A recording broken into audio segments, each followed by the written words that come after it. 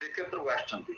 ଯେଉଁ କ୍ଷେତ୍ର ରାଜ ବିରାଜ ମାନ ଗରୁଡ଼ ଧ୍ୱଜେ ଶ୍ରବଣେ ଚରିତ ତୁରିତ ଜନ ଦୁରିତ ଭାଜେ ଜୀବନ କଟକେ ଛଟକେ ବରାଟକେ ମୁଁ କପି ମହାପ୍ରସାଦରେ ସାଦରେ ନର ମାନେ ଲଭନ୍ତି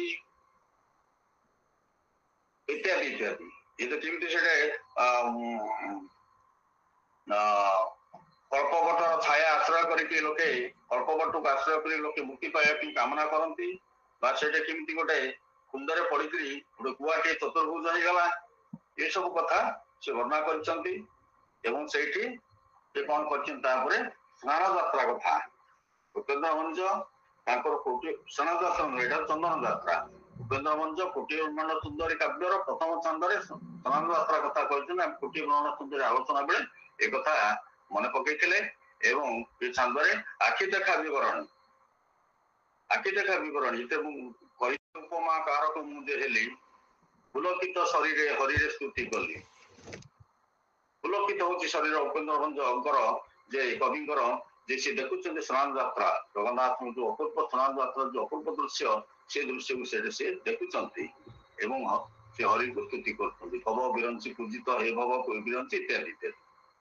ତ ଏଇ ଯୋଉ ଅପୂର୍ବ ଦୃଶ୍ୟ ସ୍ନାନ ଯାତ୍ରା ଆମେ ଦେଖୁଛେ କୋଟି ବ୍ରହ୍ମାଣ୍ଡ ସୁନ୍ଦରୀ ଏଇ ତୃତୀୟ ଛାନ୍ଦ ବରସିକ ହରାବଳୀରେ ଆମେ ଦେଖୁଛୁ ଚନ୍ଦନ ଯାତ୍ରା ଦୃଶ୍ୟ। ଏ ଦୁଇଟି ଯାତ୍ରାର ଆଖି ଦେଖା ବିବରଣୀ ଆମେ ଯଦି ଓଡିଆ ସାହିତ୍ୟ ଖୋଜିଯିବା ଉପେନ୍ଦ୍ର ଭଞ୍ଜ ପ୍ରଦାନ କରିଛନ୍ତି। ରଥଯାତ୍ରା ଚିତ୍ର ସେ ଗୋଟିଏ ଜାଗାରେ ଦେଇନାହାନ୍ତି ବିଭିନ୍ନ ଜାଗାରେ ଦେଇଛନ୍ତି। ତେଣୁ ତାଙ୍କର ଏ ତିନୋଟି ଯାତ୍ରା କଥା ଜଗନ୍ନାଥଙ୍କୁ ପ୍ରସିଦ୍ଧ ତିନି ଯାତ୍ରା ଏ ତିନି ଦ୍ୱାଦଶ ଯାତ୍ରା ଭିତରେ ତିନି ଯାତ୍ରା ପ୍ରସିଦ୍ଧ ସ୍ନାନ ଗୁଣ୍ଡିଚା ବେନି ଚୈଙ୍ଗ ଲୀଳା ଯାର ପତିତ ପାବନ ଅର୍ଥ ପ୍ରସାଦ ବାହାର କୋଟି ବ୍ରହ୍ମାଣ୍ଡ ସୁନ୍ଦରୀ କହିଛନ୍ତି।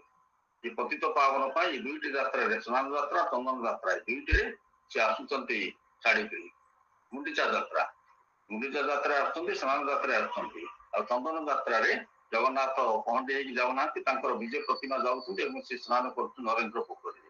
ଏ ନରେନ୍ଦ୍ର ପୋଖରୀ ଯୋଉ ସ୍ନାନ କରିଛନ୍ତି ସେଗୁଡିକ ସେ ତାର ଚିତାକର୍ଷକ ବର୍ଣ୍ଣନା କରିଛନ୍ତି ଏବଂ ସେଇଠି ଯାତ୍ରାରେ ଯୋଉମାନେ ଯାତ୍ରା ଦେଖିବାକୁ ଆସୁଛନ୍ତି ସେମାନଙ୍କର କୃତ୍ୟ ସମ୍ପର୍କ କହୁଛନ୍ତି ଏବଂ ସେଇଠି ଯୋଉ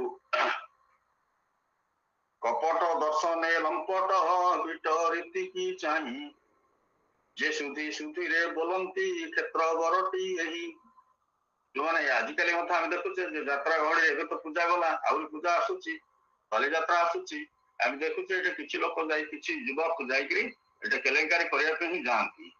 ପେଲା ପେଲା କରିକି ସେମାନେ ନାନା ବିଭ୍ରାଟ ସୃଷ୍ଟି କରନ୍ତି ଏବଂ ଖାଲି ପୁରୁଷ ମାନଙ୍କର ଭୁଲ ତାହା ନୁହେଁ ଯୁବତୀ ମାନଙ୍କର ମଧ୍ୟ ଭୁଲକୁ ଉପେନ୍ଦ୍ର ଭଞ୍ଜ ଦେଖିଛନ୍ତି ଯେ ଇଏ କଣ କରନ୍ତି ନା ଯୁବକ ଯୁବତୀ ପରସ୍ପରକୁ ଆଖି ଟରାଟ ହେଇ ସେମାନେ କିଛି ଖରାପ କାମ କରନ୍ତି। ତେଣୁ ଯୋଉମାନେ ବୟସ୍କ ଲୋକ ଯୋଉମାନେ ସିଦ୍ଧି ଲୋକ ସେମାନେ କହୁଛନ୍ତି ଇଏ କ୍ଷେତ୍ରବରଟି ଇଏ ପୁରୀ ଶ୍ରୀକ୍ଷେତ୍ରଟି ଏଇଟା ଏମିତି ଅନୀତି କାର୍ଯ୍ୟ ଅନାଚାର ଚଳିବ ନାହିଁ ଏସବୁ କର ନାହିଁ ସେମାନେ ମନା କରନ୍ତି। ଏମିତିରେ ସ୍ନାନ ଯାତ୍ରା ଦେଖୁଛନ୍ତି ଏବଂ ବଡ କଥା ହଉଛି ଯେ ଏବେ ଆମେ ପୁରୀରେ ଯାତ୍ରା ହେଲେ ଦେଖୁଛେ ସବୁ ଛାତ ଭଡାକୁ ଦିଆ ହଉଛି ଏବଂ ଲୋକେ ଯାଇ ସେଠି ପାଲ ଟଣା ହେଇଥିବ କି ଚାନ୍ଦୁଆ ଟଣା ହେଇଥିବ ସେ ବସିକି ଯାତ୍ରା ଦେଖୁଛନ୍ତି।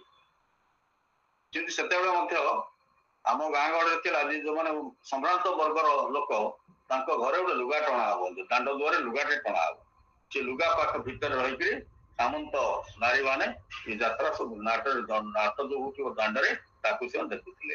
ଏଇଭଳିଆ ଯୋଉମାନେ ନିକଟରେ ଥିଲେ ସେମାନେ ଏଇଭଳିଆ ଦେଖିଲେ ଯୋଉମାନେ ଟିକେ ନରେନ୍ଦ୍ର ପୋଖରୀ ପାଖରେ ଆଉ ଯୋଉମାନେ ଥିଲେ ସେମାନେ ଝରକା ବାଟ ଦେଖିଲେ ଅନ୍ୟମାନେ ଛାତ ଉପରେ ରଖି ମଧ୍ୟ ଯାତ୍ରାକୁ ଦେଖିଲେ।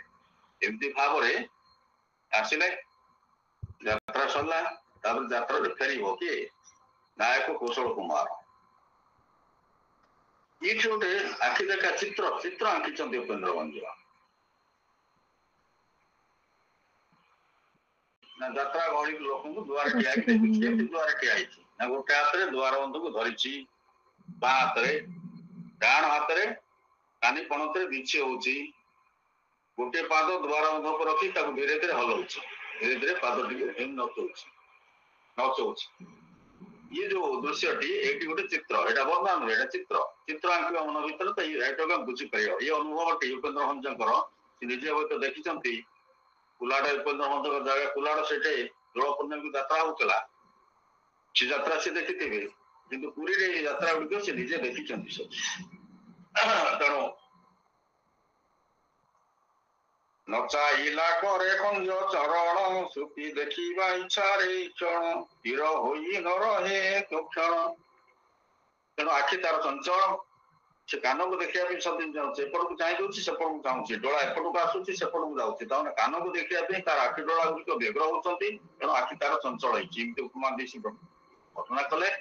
ତାପରେ ନାୟକ କୌଶଳ କୁମାର ଘୋଡାରେ ବସି ସେ ବାଟେ ଯାଉଥିଲା ଏବଂ ଘୋଡାର ଗତିକୁ ଧିମେଇକି ସେ ଦେଖିଲା ଯେ ନାରୀକୁ, ଯୋଉ ନାରୀ କଥା ସୌନ୍ଦର୍ଯ୍ୟ ସେ ଶୁଣିଥିଲା, ଏ ନାରୀ ହିଁ ତାକୁ ବାଟରେ ମାନେ ପୁରୀ ଦାଣ୍ଡରେ ହିଁ ସେ ଦେଖିପାରିଲା ଏବଂ ସେଠି ଉଭୟଙ୍କର ପରସ୍ପର ପ୍ରତି ଦୃଷ୍ଟି ପଡିଛି, ପରସ୍ପର ପ୍ରତି ଅନୁରାଗ ଜାତ ହେଇଛି, ଆକର୍ଷଣ ଜାତ ହେଇଛି, ସେଠି ହୃଦୟ ଦିଆ ନିଆ ମଧ୍ୟ ହେଇସାରିଛି।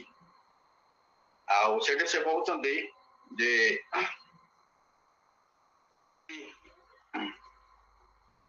ଦେଖୁଛି ଗଣ୍ଠି ଶିରା ଦର୍ଶନ ନାହିଁ ଅଙ୍ଗେ ଗଣ୍ଠି ଶିରା ଦର୍ଶନ, ଏ ଗଣ୍ଠି ଶିରା ଦୁଷୁନଥିବା ଯୋଉ ବଳିଲା ଭଳି ଶରୀର, ଏ ଶରୀର ବର୍ଣ୍ଣନା ଉପେନ୍ଦ୍ର ମହନ୍ତ ତାଙ୍କ ନାୟିକା ମାନଙ୍କ ପାଇଁ ବିଭିନ୍ନ କାବ୍ୟରେ ଲେଖିଛନ୍ତି। ଆଉ ଏମିତିକି ତାଙ୍କର ଯୋଉ ମାଳିନୀ, ଲାବଣ୍ୟବତୀର ଘରେ ଯିଏ ଫୁଲ ଦଉଥିଲା ମାଳିନୀ, ତାର ବର୍ଣ୍ଣନା ମଧ୍ୟ ଲେଖିଛନ୍ତି ଯେ ଗଣ୍ଠି ଶିରା ବିବର୍ଜିତ ପାଚିଲା ରସାଳ ବତ, ପାଚିଲା ଆମ୍ବ ଭଳି ଦେଖାଯାଉଛି ତା ଶରୀର ଚିକଣ ଏବଂ ଉଜ୍ଜଳ, ବୟସ 16-17 ଏଥି ଭିତରେ। ଏମିତି ଭାବେ ତାଙ୍କ ମାଳିନୀର ବର୍ଣ୍ଣନା ସେ କରିଥିଲେ ଲାବଣ୍ୟବତୀରେ। ଏଇଠି ସେ କହୁଛନ୍ତି ନାହିଁ ଅଙ୍ଗେ ଗଣ୍ଠି ଶିରା ଦର୍ଶନ ଆଗ ପଛକୁ ସମାନ ପ୍ରସନ୍ନ। ଏ ଗୋଟେ ସମ୍ବଲପୁରୀ ଗୀତ ଚାଲିଥିଲା, ଯୋଉଟା ଗୋଟେ ଥିଲା ତୁ ଆଗ ପଛରୁ ଦେଖିଲେ ସେନ୍ତା। ଏ ଉପେନ୍ଦ୍ର ମହନ୍ତ ଏଇଟା କହୁଛନ୍ତି ଯେ ଆଗ ପଛକୁ ସମାନ ପ୍ରସନ୍ନ, ଆଗରୁ ଦେଖିଲେ ଯେମିତି ପଛରୁ ଦେଖିଲେ ସେମିତି ସମାନ ପ୍ରସନ୍ନ, ଅର୍ଥାତ ତାର ଅଙ୍ଗ ପ୍ରତ୍ୟଙ୍ଗ ସବୁ ମାପିଲା ଭଳି, ପରିମାପ କଲା ଭଳିଆ ସୁଗଠିତ ଅଙ୍ଗ ପ୍ରତ୍ୟଙ୍ଗ ସବୁ। ୟାକୁ ସେ ବର୍ଣ୍ଣନା କରିଛନ୍ତି ଯେ ଆଗ ପଛକୁ ସମାନ ପ୍ରସନ୍ନ, ଯୋଉଟା ଯେତିକି ହବା କଥା ସେତିକି ଭାବରେ ତା ଅଙ୍ଗ ପ୍ରତ୍ୟଙ୍ଗ ସୁଗଠିତ ସୁବଳିତ ଏବଂ ସେ ସେମିତି ସୁନ୍ଦରୀ ରସିକ ହାରାବଳୀକୁ ତାର ଦେଖାହେଲା ପରେ କଣ ହେଲା ନା ଉଭୟଙ୍କର ଆଖି ଉଭୟଙ୍କ ଉପରେ ପଡିଲା ଏବଂ ହଠାକାଠି ଲାଗିଲା ଭଳି ଇଏ ପରସ୍ପରର ଆଖି ପରସ୍ପର ଠାରୁ ଲାଗି ରହିଲା। ତାପରେ ସେ କେଡେ ସୁନ୍ଦର ପ୍ରେମ ତତ୍ତ୍ୱ ସବୁ କହୁଛନ୍ତି, ପ୍ରେମ ତତ୍ତ୍ୱ ସେ ସୁନ୍ଦର ଭାବରେ କହୁଛନ୍ତି। ଠାରୁ ବଡ ନାହିଁ ଲୋକରେ, କେତେଟା ପଦ ମୁଁ ବୋଲୁଛି, ପିହି ଠାରୁ ବଡ ନାହିଁ ଲୋକରେ, ଇଏ କଷ୍ଟ ଠାରୁ ବଡ ନାହିଁ ଲୋକରେ, ପରେ ପରେ ପରଚେ ନେଇ କରେ ପର ପର, ଇଏ କାହାର ଚିହ୍ନା ନଥିଲା, ଇଏ ଅଚିହ୍ନା ଦୁଇ ଜଣ ପରସ୍ପର ପର ଲୋକ, କିନ୍ତୁ ସେକୁ ସେ ଚିହ୍ନା ପରିଚୟ କରାଉଛି। ଏ ଲଭ୍ ଇନ୍ ଫାର୍ଷ୍ଟ ସାଇଡ୍ ଯୋଉଟା ଆମେ ଇଂରାଜୀରୁ ଶୁଣୁଛେ, ଉପେନ୍ଦ୍ର ମହନ୍ତ ଏଗୁଡାକର ସବୁ ବର୍ଣ୍ଣନା କରିଛନ୍ତି। ଆମର ପ୍ରାଚୀନ ସାହିତ୍ୟ, ମଧ୍ୟଯୁଗ ସାହିତ୍ୟରେ ଏହାର ଭୁରି ଭୁରି ବର୍ଣ୍ଣନା ଅଛି। ଏଇଟା ପ୍ରଥମ, ଆଗରୁ ତ ନାଁ ଶୁଣିକି ଅନୁରାଗ ଜାତ ହେଇଥିଲା, ଏବେ ସାକ୍ଷାତ ଦର୍ଶନ ହେଲା। ଏ ସାକ୍ଷାତ ଦର୍ଶନ, ଏ ସାକ୍ଷାତ ଦର୍ଶନରେ ଯେ ଇଏ କହୁଛନ୍ତି ତାଙ୍କ ପ୍ରୀତି ତତ୍ତ୍ୱ ହଉଛି ଉପେନ୍ଦ୍ର ଭଞ୍ଜଙ୍କର, ବଡ ସୁନ୍ଦର ଭାବରେ ଏଇ ତତ୍ତ୍ୱ ଗୁଡିକୁ କହିଛନ୍ତି। ରସିକ ହାରାବଳୀ ଏଭଳି ତତ୍ତ୍ୱ ସେ ବାଢିଛନ୍ତି। ବିହି ଠାରୁ ବଡ ନାହିଁ ଲୋକରେ, ପରେ ପରେ ପରଚେ ନେଇ କରେ, ପ୍ରୀତି କରି କଥା ଏଉକୁ ଯାଇ, ଏଠି କଣ ଜାତ? ପ୍ରୀତି ଜାତ ହେଲା ଉଭୟଙ୍କ ଭିତରେ, ଯିବ ଯିବା ଯାଏ ମନୁ ନ ଯାଇ। ଉପେନ୍ଦ୍ର ମହନ୍ତ ପ୍ରୀତି ହଉଛି ଏଇଆ। ଏ ଯୋଉ ପ୍ରଥମେ first side love in first side start ହେଲା, ଏ ଜୀବନ ଥିବା ପର୍ଯ୍ୟନ୍ତ ଏ ପ୍ରୀତି ରହିଲା। କିଛି ବର୍ଷ ରହିଲା ପରେ ଛାଡପତ୍ର ପାଇଁ ଯାଇ କୋର୍ଟରେ ପହଞ୍ଚିବା, ଏଇସବୁ ଉପେନ୍ଦ୍ର ମହନ୍ତ ସମୟରେ କଳ୍ପନା କରିବାର ନଥିଲା। ଉପେନ୍ଦ୍ର ମହନ୍ତ ସାହିତ୍ୟରେ କୋଉଠି ବି ନାହିଁ କଥା। ସେଇ ତତ୍ତ୍ୱଟିକୁ ସେଇଠି ଦଉଛନ୍ତି ଯେ ବୁଝି ବିଚାରି ପ୍ରେମ କରିବ ବା ଲଭ୍ ଇନ୍ ଫାର୍ଷ୍ଟ ସାଇଡ୍ ହେଲେ ମଧ୍ୟ ତାକୁ ପାଳନ କରିବ ଜୀବ ଥିବା ପର୍ଯ୍ୟନ୍ତ ସେ ପ୍ରୀତିକୁ। ଏ ପ୍ରୀତିର ଯୋଉ ଦୃଢ କଥା ସେ କହିଛନ୍ତି ଏଠି ଅଦ୍ୱିତୀୟ, ଏଗୁଡିକ ବହୁତ ସୁନ୍ଦର। ଆମ ଭାରତୀୟ ସଂସ୍କୃତିରେ ଏଭଳି ଦୃଢତାକୁ, ଗାଢତ୍ୱକୁ ହିଁ ଗୁରୁତ୍ୱ ଦିଆଯାଉଥିଲା। ପ୍ରୀତି କରି କଥା ଏଉକୁ ଯାଇ, ଯିବ ଯିବା ଯାଏ ମନୁ ନ ଯାଇ, ଚିତ୍ତ ବିଷୟରେ ଥାଇ ନଥାଇ, ଏହି ବିଚାର ଏକା ହେଉ ଥାଇ। ଯୋଉମାନେ ପ୍ରେମରେ ପଡନ୍ତି, ବିଷୟ ଭିତରେ ଥିବେ ସେ, କିନ୍ତୁ ବିଷୟରେ ଚିତ୍ତ ଲାଗୁନଥିବ, କୌଣସି କାମରେ କଲାବେଳେ ମଧ୍ୟ କାମରେ ମନ ନଥିବ, ମନ ଥିବ ତାର ପ୍ରିୟା ପାଖରେ, ସେ କଥାକୁ ସେ ଭାବି ହେଉଥିବ।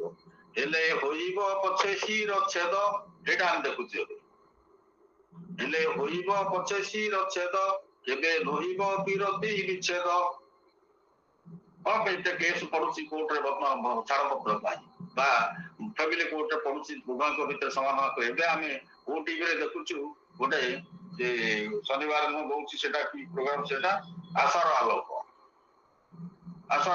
ଦମ୍ପତି ଭିତରେ ମନୋମାଳିନ୍ୟ ବା ଛାଡବାର ହେଇକି ରହୁଛନ୍ତି ତାଙ୍କୁ ମିଶିବା ପାଇଁ ସେ ଆଶାର ଆଲୋକ ସେମାନେ ଗୋଟେ ପ୍ରଚେଷ୍ଟା କରୁଛନ୍ତି କିଏ ମିଶୁଛି କିଏ ନାହିଁ ସେ କଥା ଅଲଗା କିନ୍ତୁ ଆମେ ଦେଖୁଛେ ଏଇସବୁ ଏବେ ଚାଲିଛି